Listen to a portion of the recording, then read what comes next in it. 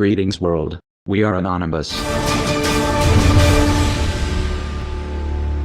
Most of the world, the political left in particular, was blindsided by the results of the 2016 election. To say that some are having a hard time coming to terms with the words President Trump, and what the next 4 to 8 years will bring, would be an understatement. Those who told you that a Trump presidency was impossible were quick to remix their pre-election narratives, framing the Donald as something of a Hitler 2.0 and attempting to position themselves as leaders of a new resistance. Self-reflection is still off the table. On the other end of the spectrum you have those who took Trump's promises at face value, and who actually believe he will make America great again, proclaiming the dawn of a new age of conservatism, as the stock market rose to record highs, before he actually took office. Both sides are utterly unprepared for what's coming. Let's just cut to the chase. Is Trump going to usher in a new era of prosperity and innovation, or is he going to be the one standing in the center ring when the circus tent comes down? Remember, some voted for Trump as a political Molotov cocktail. Trump is a businessman.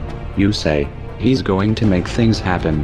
Cut taxes, cut regulation, invest $1 trillion in infrastructure including a ginormous wall, punish companies that move factories overseas, rebuild the military, restore relations with Russia, start a trade war with China, and a new arms race would create jobs. There's a lot to unpack there, and those are debates worth having. However, much of this hinges on a variable that Trump doesn't control: the Federal Reserve. The Federal Reserve has held interest rates near zero for close to a decade. They also engaged in quantitative easing from 2009 to 2014. Accumulating $4.5 trillion worth of mortgage-backed securities and treasury notes. They are still holding those assets, by the way. This inflated stock and bond market bubbles of historic proportions. When a friendly face is in the White House, crashes are typically attributed to a war, a terrorist attack, or some other external variable. For example, 9/11, which masked the unraveling of the tech bubble in 2001. The Trump administration, however, is an excuse in and of itself. Word is the Fed is leaning towards increasing interest rates aggressively in 2017, and may engage in anti-inflationary measures to offset Trump's infrastructure stimulus plans. That means that the flow of money and credit is about to be tightened. It also means the Fed is setting itself up for a showdown. If Trump plays by the rules, he will have to wait until 2018 to replace Janet Yellen. A lot can happen within that time frame. Trump's personality is a wild card. He's impulsive, he fights dirty, and he fights to win. He also happens to have a history with organized crime. If Trump goes to war with the Federal Reserve, this could get out of hand in ways that most can't even imagine, especially when geopolitics are factored in. As a result, the US dollar's position as the world reserve currency is going to be in play. Add to that backdrop a little social unrest on the domestic front. If recent history serves as any indicator, we can count on seeing some kind of racially charged flashpoint involving the police during the Trump administration, probably before 2017 is over. It's also fairly safe to say, given recent history, that some of these protests will turn violent and destructive. The trend has been towards escalation. Having Trump in charge will take this to a new level. Trump ran on a platform of law and order, and support for the police, which piggybacked on the perception that Obama was undermining law enforcement during his term. In spite of the fact that Obama greatly accelerated the militarization of the police, just the belief that Trump has their back is going to influence the police response.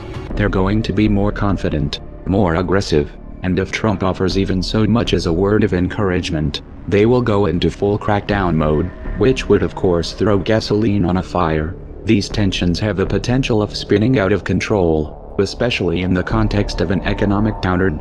And again, Trump's personality is a wild card. Trump is also about to inherit, thanks to Obama and Bush, the most extensive and technologically advanced surveillance apparatus world has ever seen. Obama expanded the NSA's powers even after Trump won, by the way. The power to order extrajudicial assassinations anywhere in the world, and a military which has been authorized by the NDAA to detain anyone, anywhere, including US citizens, indefinitely without trial. To top it off, Trump is filling his administration with former generals, some with combat and counterinsurgency experience. He has everything he needs to implement a full-fledged military dictatorship, and the left has no one to blame but themselves. Trump did not, however, start off on a good foot with the alphabet soup agencies. He has an enemy contingent in the deep state which wants to take him down, and has the means to do it. Replacing upper management won't be enough to neutralize this threat. These agencies have black budgets, and off-the-books programs that defy accountability, and lots of experience toppling upstart regimes. Failure to rein them in could be fatal. The most important trap, however, will be on the geopolitical front. Years of backing Sunni jihadists in Syria failed to unseat Assad, and Trump has vowed to reverse U.S. policy. Israel was openly supporting the Sunni axis.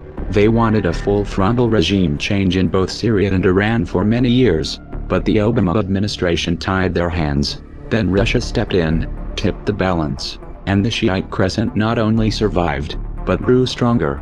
Israeli/Sunni axis needs another path to war, so they're changing tack. On January 13, 2017, just 7 days from the inauguration, Israel bombed a Syrian government airport. This provides a glimpse of the years to come. Israel's strategy is simple: provoke Syria and/or Iran until one of them retaliates, which would of course provide cover to take territory. Turkey is likely to make another move in Iraq and/or Syria as well. Turkey has ambitions to expand its borders as well, while the Saudis continue numbing Yemen to rubble. With US government support, Israel feels confident that Trump will defend them at all costs. Indeed, he has given this impression. But will he take the bait? Here Russia is a wild card. What happens if Russia moves quickly to provide Syria and Iran with the means of defending themselves? What happens when Putin and Netanyahu are competing for Trump's ear? With all the other variables in play, will Trump even have the means to influence the outcome in this region? Expect alliances in the Middle East to shift rapidly during the Trump years, with unexpected consequences. In particular, watch for a play on oil that undermines the petrodollar. Making America great again was never on the menu. Trump wasn't supposed to win. He was supposed to be the decoy. This was reality television does politics. Literally. The Democrats thought he was so bad that he would take attention off of Hillary's baggage. So the Clinton campaign pulled strings with their friends in the media to help him in the primaries. We know this thanks to the John Podesta email leaks. We need to be elevating the Pied Piper candidates Trump, Cruz, Carson, so that they are leaders of the pack and tell the press to take them seriously. The DNC, and their corporate media lackeys, then worked to marginalize the Bernie Sanders campaign, and used a secret agreement backed by leverage, to prevent him from attacking Clinton. This was confirmed by the DNC email leaks. Oops. You can't unthrow a Molotov cocktail. So get your popcorn, and buckle up. The show is about to begin.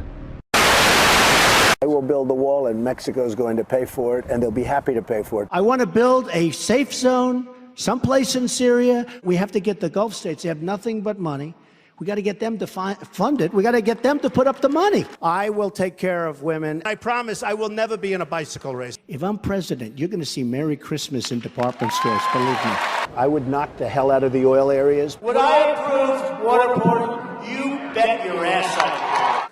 I will find the General Patton, or I will find General MacArthur. I will find the right guy. My generals, by the way, they're not going on television, okay? Renegotiate our foreign trade deals. I want surveillance of certain mosques, okay? I will absolutely take database on the people coming in from Syria. And if I win, I've made it known, if I win, they're going back. We have to rebuild our infrastructure, our bridges, our roadways, our airports. Reduce our $18 trillion in debt. We are going to save Social Security, repeal Obamacare, and replace it with something really, really great that works. End Common Core. I will take jobs back from China. I'll take jobs back from Japan. I'll take jobs back from Mexico. Sadly, the American dream is dead. But if I get elected president, I will bring it back bigger and better and stronger than ever before and we will make America great again. Thank you. Thank you very much.